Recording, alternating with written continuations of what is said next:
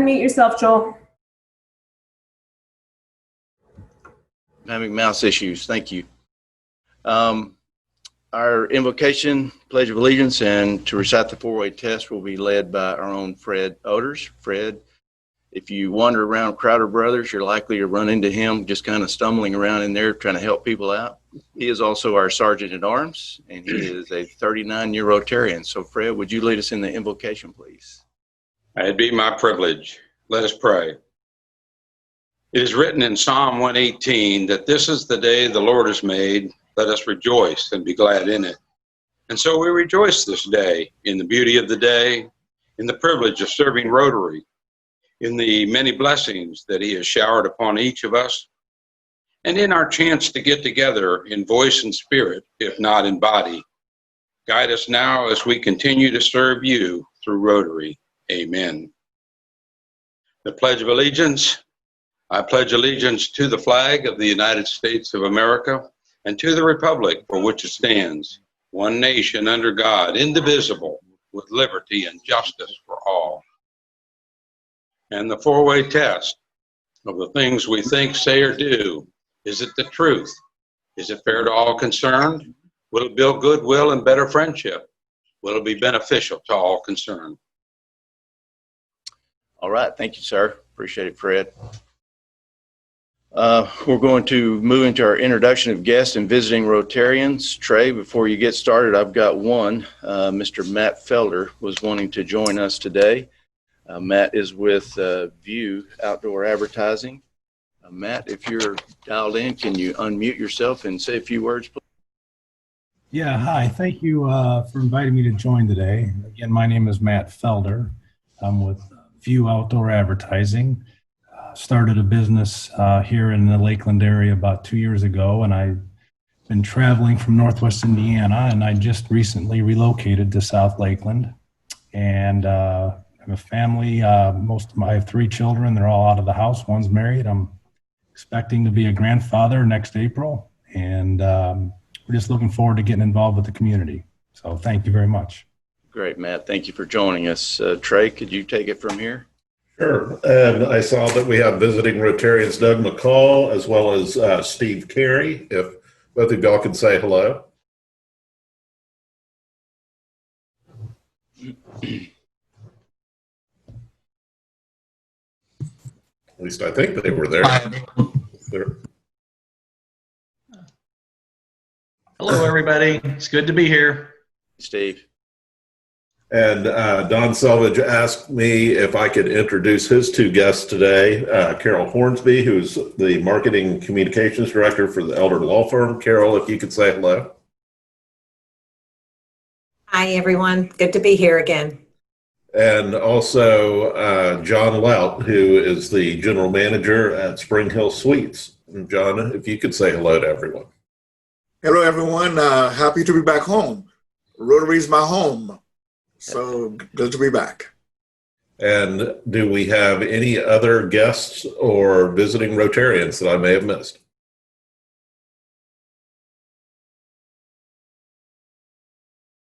Okay. Great, Trey. Thank you. We'll move into Happy Dollars. If anybody has a Happy Dollar announcement that you would like to make, please unmute yourself and speak up. Hi, this is Roxanne. I've got a lot of dollars I think I'm going to have to give today. We are coming into Mr. Central Florida. This year it's going to be live stream and virtual. We have a couple ways for you to participate with us at the drive-in or from the comfort of your own home. But we've also got a lot of other activities. Unfortunately, a lot of them are happening on Saturday when we're having our golf tournament, but we're having a ruck march and a clay shoot and a wiffle ball tournament all on Saturday before Thursday's big events. So please join us. We're really looking forward to it. I've seen the videos and things, and these guys have pulled out all the stops this year. It's going to be great. Great. Thank you, Roxanne. Joel, I have Happy Dollars today. It's Pam Craven, and on behalf of the Learning Resource Center, we are really happy. We have received notice from Lakeland Electric that we've been a recipient of their community giving grant again this year, and this means so much to us and to our programs. And we earned $330 in the past couple weeks with Belk's Charity Giving Days. And for those of you who don't know about that, all of the tickets that are sold for that event go straight to the charity of the purchaser's choice. So thank you so much for those of you in the community that make this all possible. Thank you, Pam. Congratulations. Any other happy dollars? Yes, President Joel, this is Michelle Ledford. Hi, Michelle.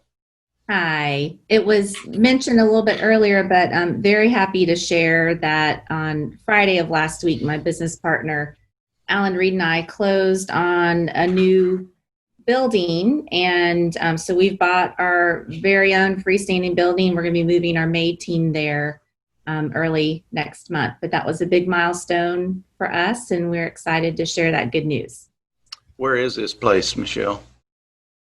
It is about a block off of South Florida, off of Highland. If anyone had ever gone to Taylor Alterations many, many years ago to have clothes altered, in fact, I had my prom dresses altered there when I was a teenager in high school. It is that building. It's been completely redone. We've got a little bit more work we're doing to it before we move in, but that's where we're going to be. Cool. Congratulations on that. Thank you. Any other happy dollars? All right, hearing none, we'll move into announcements. Yesterday at the City Commission meeting, we were granted a proclamation for World Polio Day. This is for the Rotary Clubs of Lakeland.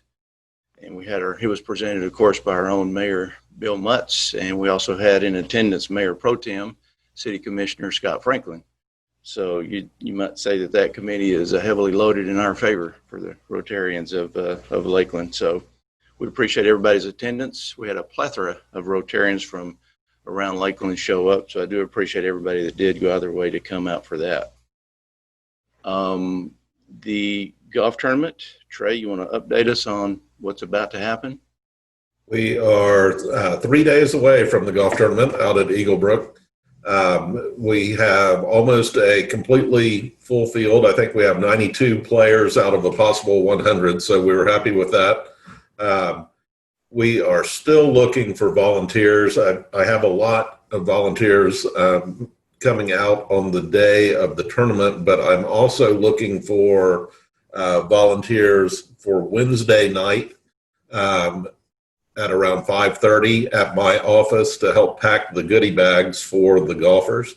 If anyone would like to volunteer for that, you could give me a call or email me. So we're looking for probably 5 or 10 people to help with that. Following the tournament, we also have the dinner and silent auction.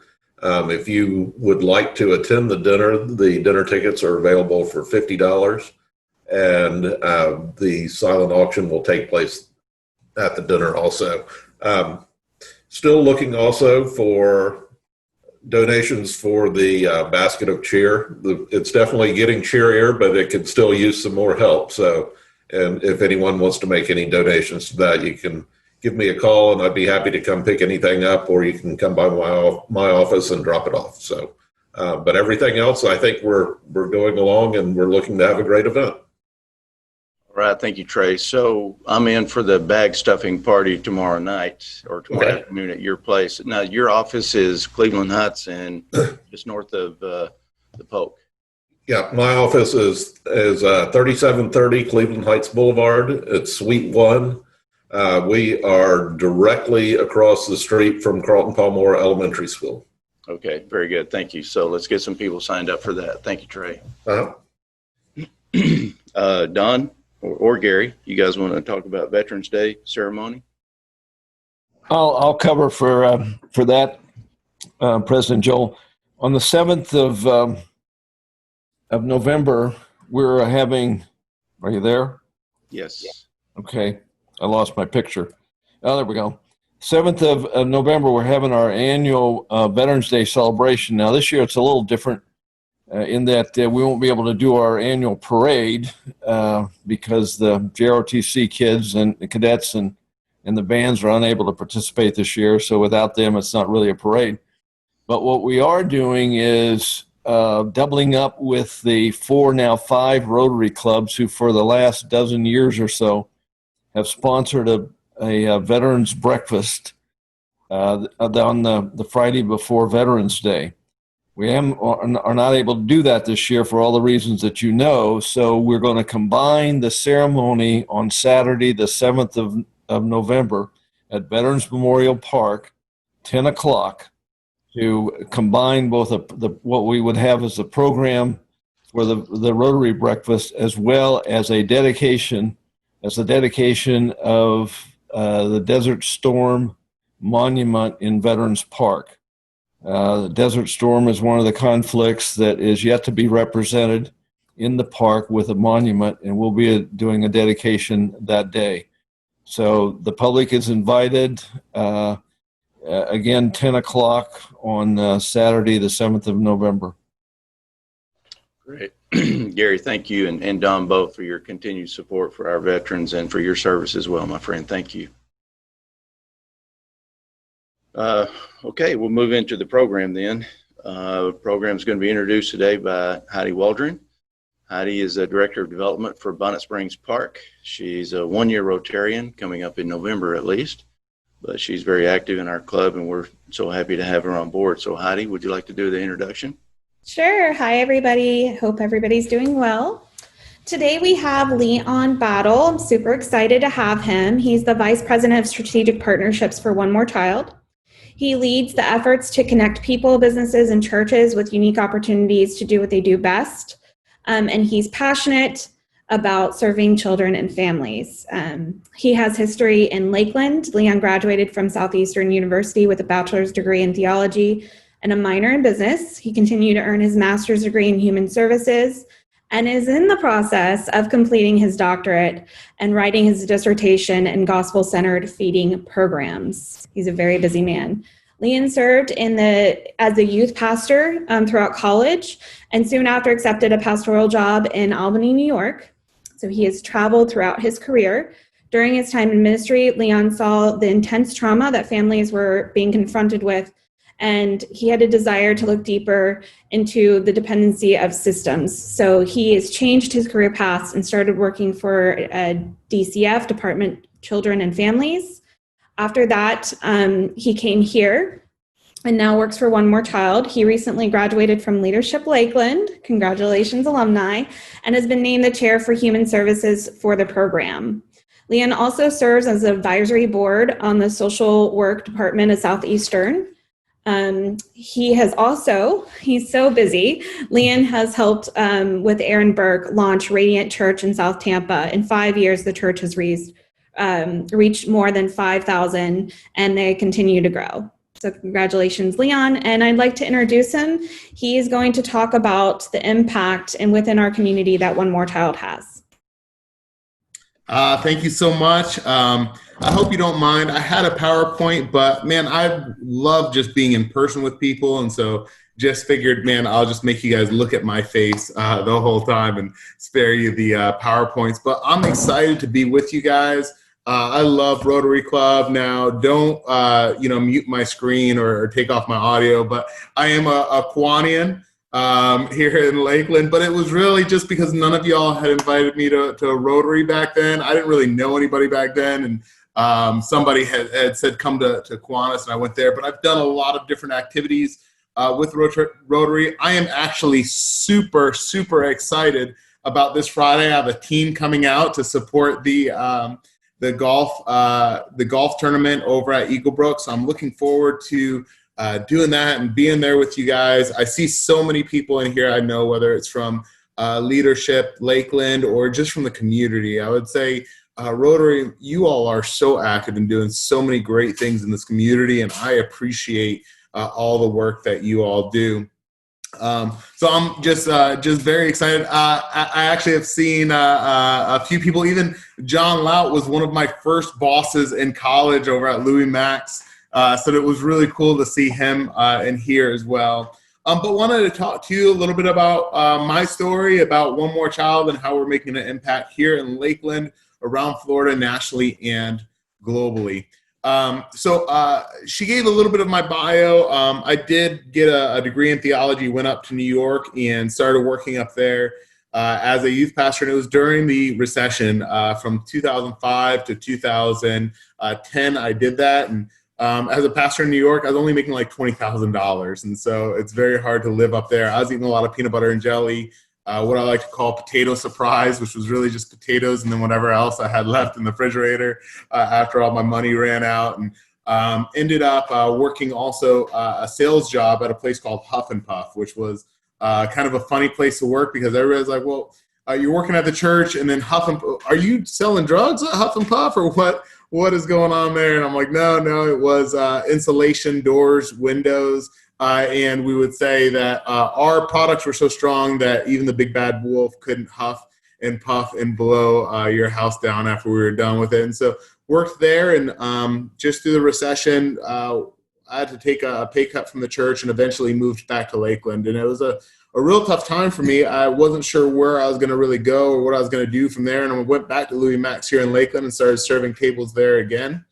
And while I was there, somebody had told me about this place called DCF, and I had no idea what DCF was, which was surprising because I've come from a broken home. My dad was addicted to drugs. My mom was addicted to drugs. I moved from home to home as a child, but it was a lot of community involvement of people pouring into me, giving me places to stay, and really just empowering me to get my education and eventually go to college. And so I heard about the opportunity at DCF, and so I dressed up in a suit and I went to DCF and got past security and got in the program administrator's office and gave her my resume and told her, I am going to be your next great investigator. And she goes, I don't even know who you are or even how you got to my office. And so she told me, hey, come back 10 weeks for an interview. We're going to be interviewing about 30 people. We need about 2 new investigators. So I came back and I'm like, man, I did the interview. I'm like, I did so well. I got this in the bag. And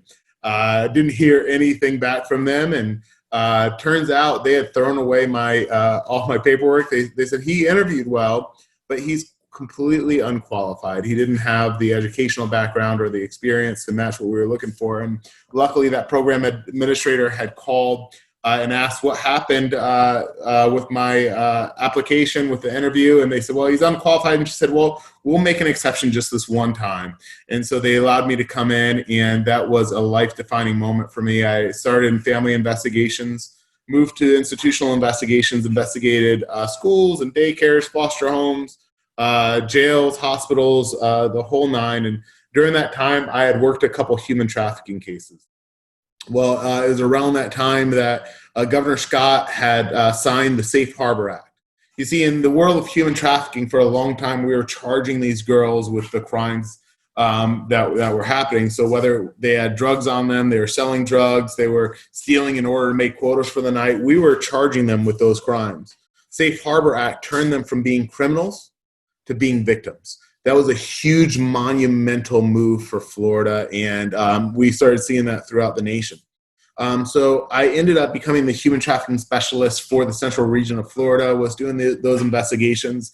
And, I'd have people tell me all the time, but isn't that only happening overseas? I watched this movie called Taken, and the girl got taken overseas. And isn't that what human trafficking is? And so many times I've had the conversation that human trafficking doesn't just happen overseas. It's right in our backyards. It's right in our neighborhoods. Actually, one of the biggest cases I had was off Crystal Lake.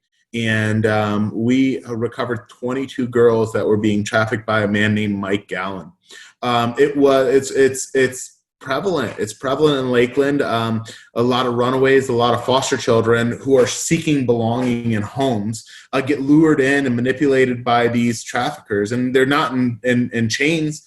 or trapped in basements, but they found somebody who loves them, who cares about them, or what they think is love. And it's like Stockholm syndrome, kind of like a domestic violence victim who returns to the abuser. It's the same thing for those girls. So did a lot of work of just getting those girls out of those situations. And there's one girl that I met, she was 16 years old. She was being trafficked for methamphetamine by her father and by a trafficker, and was able to get her out of that situation. When I first met her, she was skin and bones, but man, was she smart. She was a sweet girl and needed a place to take her. And I heard about this place called Florida Baptist Children's Homes. I dropped off children there and saw some great results. And I ended up bringing her over to the Florida Baptist Children's Homes, asked them if they'd take her in. They said yes. She stayed in their shelter, and I remember going back 2-3 weeks later to see her, and knock on the door. She walks out, and she had this big smile on her face, and she starts rubbing her belly, and she's like, man, these Baptists, they can eat. And she had gained 20 pounds just from having good food and love, and she was doing really well. She started going to church. I got to go see her get baptized, and then she asked me, she said, Leon, will you go and shop for a car, bargain shop for a car with me? I've saved $1,700. She's working at Mongolian Grill, and said, absolutely, let's go do it. Well, before we were able to do it, a donor went ahead and bought her a car for her. And so she was able to put that money towards getting into Polk State College. She went through Polk State College after she had gotten her GED, graduated, and she aged out of the foster care system. I hadn't heard from her for quite a while after that, after those 2-3 years. And a couple of years ago, she found me on Facebook and messaged me and said, hey, that place changed my life. Today, I am married to the man of my dreams. I just bought a dream house, and I'm working for the Department of Water Conservation. Life transformation happened because of Florida Baptist Children's Homes, the caring staff there, as well as the volunteers that were willing to engage and serve the most vulnerable among us. And so I said, man, I got to go work at this place. And so about 7 years ago, I put on a suit, got my resume, and I got to the program administrator's office, and I went in. They were part of the human trafficking task force that I was leading, so they just thought it was a meeting. And for an hour, I told them why I'd be a great director for the human trafficking victim. Well, a reoccurring theme I've heard in my life is you are unqualified. They told me, you're unqualified. This is a female-run program, and you are definitely not a female, so you are not going to be able to work in this program. And so I left and said, hey, man, I'm going to put it in God's hands. And shortly after that, they called me, and they had a position open in a preventative program. And so I said, absolutely, yes, and started working there 7 years ago, and have grown there, and they've put me in awesome opportunities to help vulnerable children and struggling families, and moved to executive director of family support and child hunger, and eventually to our vice president of strategic partnerships. I've partnered with actually a lot of you who are right in here who have provided resources or time or treasures to help the children that we serve. And so One More Child is what we're calling ourselves now, because we actually have over 53 locations locally and globally. We've been around since 1904, with Lakeland being our international headquarters. And we're serving in 5 different areas locally and globally. We serve foster children. We serve trafficked children. We serve single moms, struggling families, and hungry children. And every day when we wake up, that's what is on our mind. What is that one more child that is out there that needs love and safety, protection, food, and just maybe even just a safe home to rest their head? And so because we're always thinking one more, our president, Dr. Jerry Haig, has come up with some creative services. Anti-trafficking, single moms, child hunger, family support, they're all new programs. We used to be known just as a residential program for kids. And so about 12 years ago when he came, we were serving about 3,000 children. We were just in Florida. Now this last year, we served more than 261,000 individuals. We are providing this year already. We'll provide over 14 million meals for those who are hungry. We're seeing that in COVID right now. We're seeing just hungry people throughout the state, throughout the nation, internationally. And so it's crazy. Last week, We provided in the community over 641,000 meals just last week alone, which was huge for us. Last year, our biggest month was 500,000 meals. And now our weeks are looking over 500,000. And so we provide food to over 200 partners here in the area to get food to them so they can get it out to their clients. We have families who live right on our campus in our foster homes and in our community in our foster homes. And so foster care is still a very big part of our organization. There are still there's children that are being removed from their homes and no fault of their own and need safe places to stay. So we license foster families in the community so they can have a safe place to go. We also do wraparound services. So we ask churches and organizations and community groups to be wraparounds for our foster parents. You see, foster parents, they have a tough job. They're bringing in children who are highly traumatized. And sometimes they just need support, whether that's an encouraging note, maybe that's a dinner, maybe that's a babysitter. And so what we do is we encourage people in the community to wrap around our foster families and provide these resources and help and encouragement so we can see less attrition happen, which means we can have children who will stay in those foster homes, those same foster homes longer. We also have an innovative program called our Single Moms Program. It's one of my favorite programs. I wish it was around when I was a child. Where I could go live there with my mom. What we have is actually in our Lakeland campus, we have 14 homes. We have homes all over the state of Florida, but in Lakeland alone, we have 14 homes that we allow single moms to come and live. And so how that works is it's not right when they're in the crisis mode, but maybe they've been at Salvation Army or a local shelter for a little while. And they just need to make that transition. They get to come live with us for a year. But it's not just, hey, come, you can watch Netflix and Hulu, but we are ensuring that they do have jobs coming into our program. And then we are providing them with the life skills that they may have not been able to gain historically. And so we require them to save 30% of their income, go to workshops every Thursday night. And let me tell you about this one mom. We'll call her Teresa. That's not a real name, but Teresa, she was living in her car with her 2 kids. She got to a shelter and man, she was working and she just couldn't get ahead. And so she came to us and realized, man, she just needs help with budgeting, some life skills, some parenting skills. And she went through our program for a year. She came out, she had saved $17,000 in 1 year. Don't you know Teresa and her kids now live in their very own home that she was able to buy with the money that she was saving? And so now she lives there even now today, a year after. She's still in stable housing with stable work. It's an amazing, amazing program. We're actually at an 88% success rate. You may ask, Leanne, what does success rate mean? Is it just that they graduate after a year? No, our success rate is measured by the fact that they don't have abuse calls coming into the DCF. That they have stable housing, that they have stable employment, that they're still saving money, and they're still meeting with their mentor. We're seeing generational change in this program because we're seeing people who have come in, and historically it's been paycheck to paycheck, every generation, a lack of housing, to seeing now these moms are stable and their children have been able to see their moms overcome struggle and succeed, which also builds resiliency in their lives. We also have our anti-trafficking program. And our anti-trafficking program, we have a safe home for human trafficking victims, as well as we have advocates out in the community throughout Florida. And so if a child is identified as a human trafficking victim, they can come to the safe home and they can stay there to get the healing and help they need. If they're out in the community and they don't need residential care, we have counselors, regional advocates, as well as survivor mentors, which is, I think, one of the coolest parts of our program. These are women who have come out of the life, they've gotten their healing, and now they're out in the community working with other, with victims who need that assistance, where, man, they can see eye to eye. They've experienced it, they know it, and they can encourage these girls.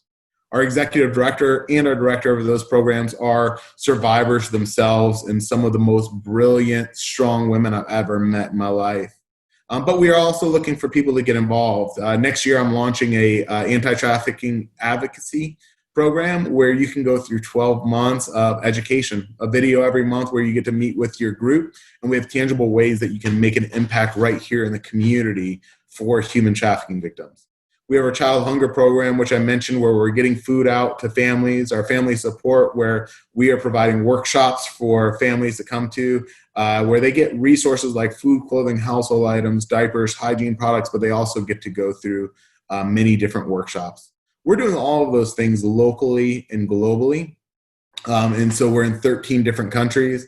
But I'll tell you what, the biggest thing that we have, man, is we live in the best city in the entire world. I will definitely say I've had many of you volunteer. We've had the community pour out love on these children and these families, and it's making a difference. I believe that every child is one caring adult away from being a success story. That's my success story. I was from home to home, and I had adults who were willing to invest in me, speak life, speak encouragement. And I will definitely say I am not where I am today without the people that invested in me. And just want to encourage you all that you can be that caring family or that caring individual as well. And we would love to have you volunteer or give or do whatever you can to invest in the lives of these children and families. Today, I am actually, I prioritize Rotary today in between doing a program with Lakeland Magic called Share the Stage, where I'm out speaking to different nonprofits in the area like Dream Center and Parker Street, Crystal Lake Community School, and I went and spoke to PAL. And so I'm out in the community talking to different organizations. And just as one nonprofit leader, I want to say that we have some amazing nonprofit leaders. So even if you're not going to serve with one more child, get involved somewhere.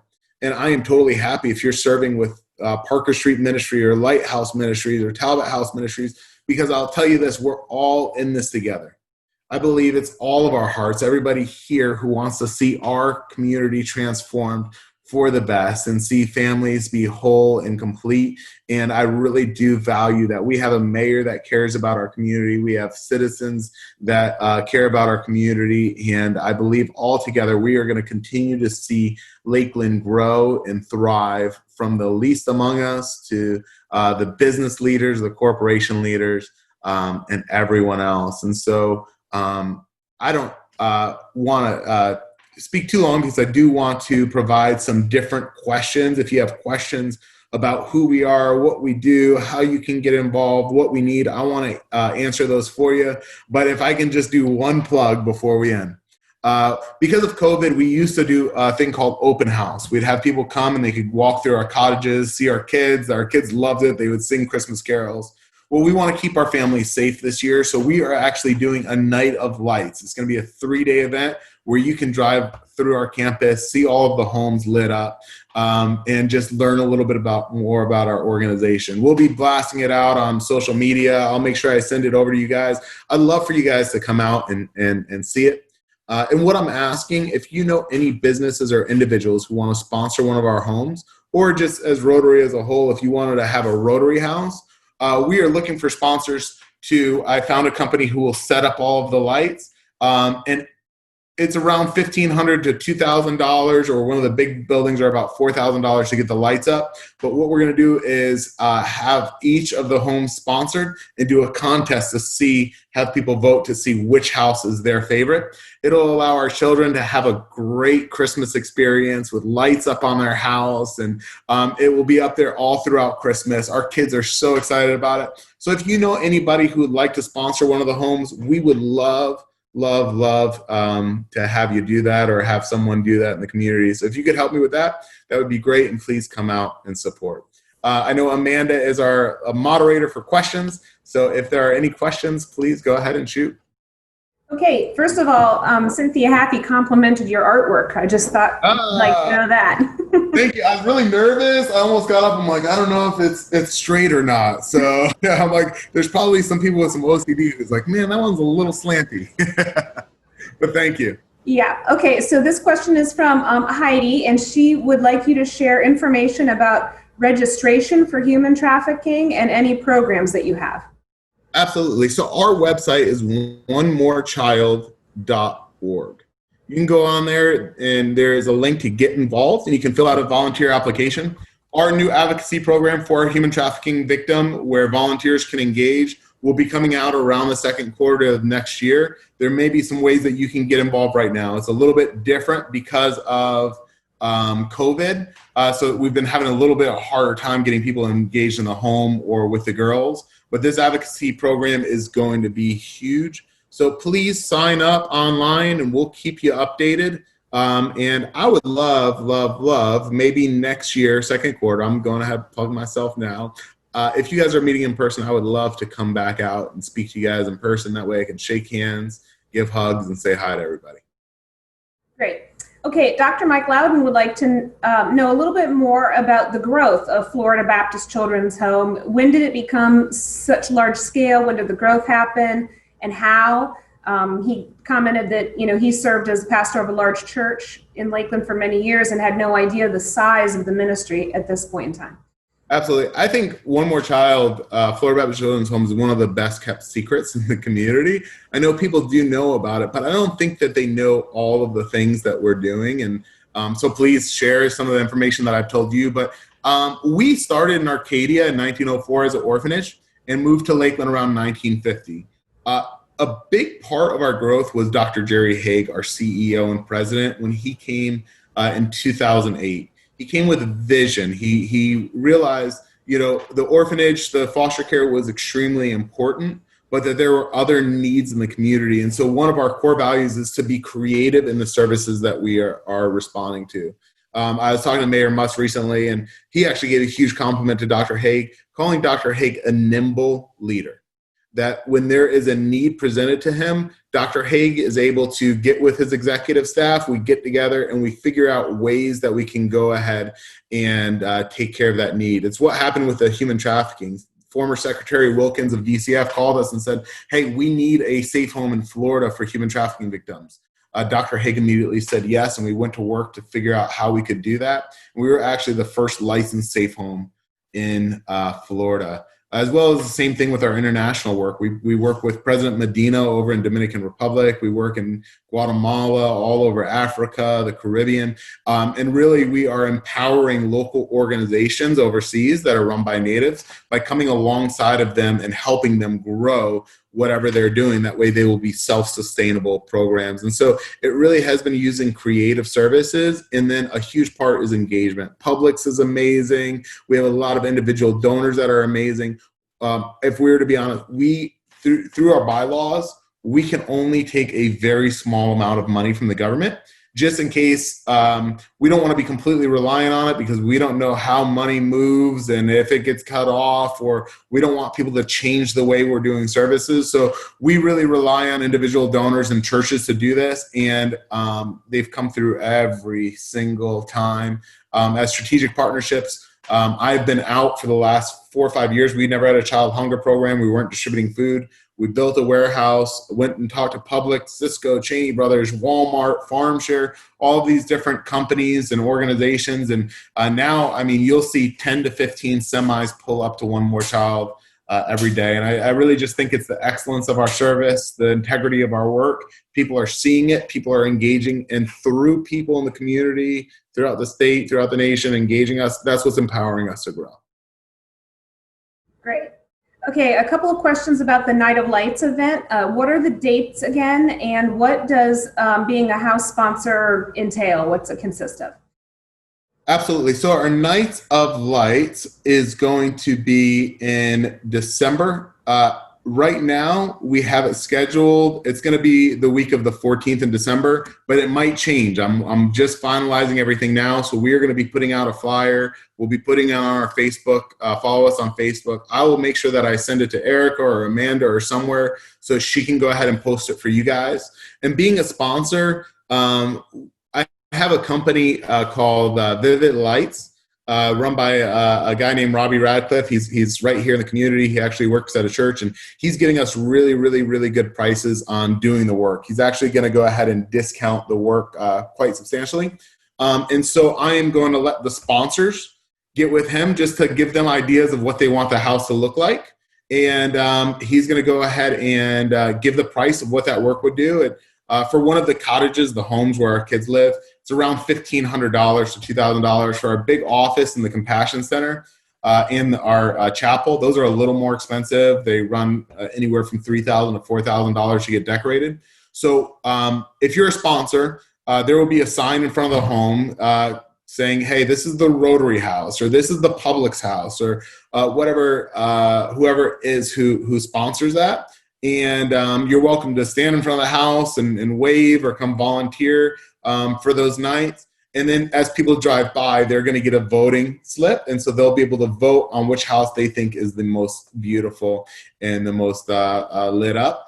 And so from there, we are going to, we'll publicize all of our sponsors on our social media, but we'll also be doing a special segment for the winner of that sponsored house too.